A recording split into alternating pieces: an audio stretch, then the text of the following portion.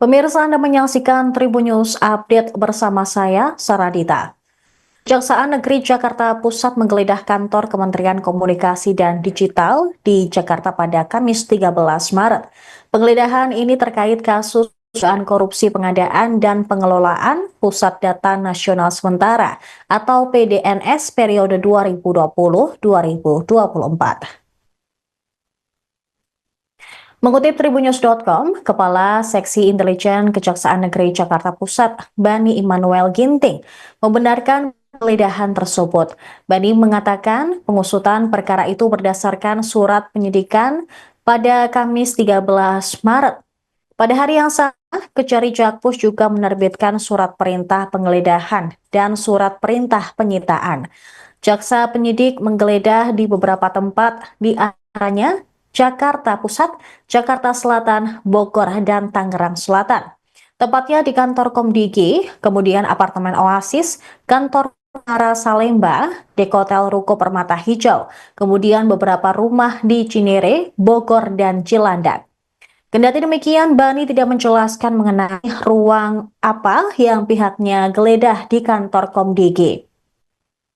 Namun, salah satunya adalah ruangan Direktur Informasi dan Komunikasi Pembangunan Manusia dan Kebudayaan Komdigi, Bambang Dwi Anggono. Saat ditanya kembali apakah benar ruangan Bambang digeledah oleh penyidik Kejari Jakpus, Bani hanya mengatakan bahwa penggeledahan dalam perkara ini dilakukan terhadap pihak-pihak terkait. Dari penggeledahan tersebut, penyidik berhasil menyita sejumlah barang bukti, satu di antaranya mata uang asing US dollar, Singapore dollar, dan rekening berisi 1 miliar rupiah.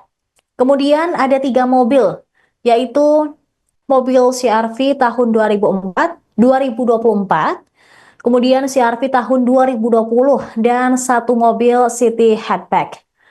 Dokumen dan barang bukti elektronik turut disita penyidik dalam kasus tersebut. Sejauh ini, penyidik Kejari Jakpus belum menetapkan tersangka terkait kasus ini. Mereka akan memeriksa para saksi pada Senin 17 Maret. Atas dugaan tindak pidana korupsi tersebut, Bani memperkirakan terdapat kerugian keuangan negara mencapai miliaran rupiah.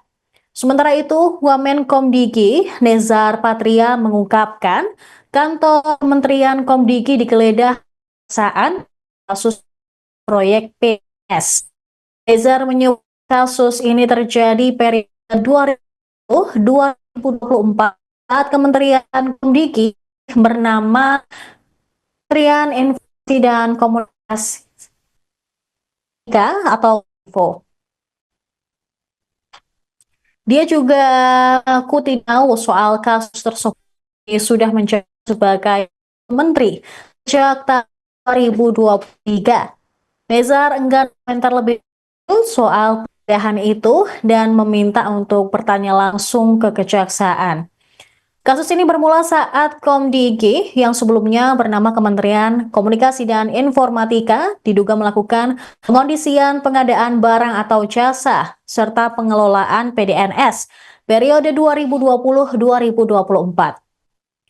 Pengondisian tender proyek PDNS itu diduga untuk memenangkan perusahaan PTAL selama 4 tahun berturut-turut dengan total nilai proyek sebesar 958 miliar rupiah.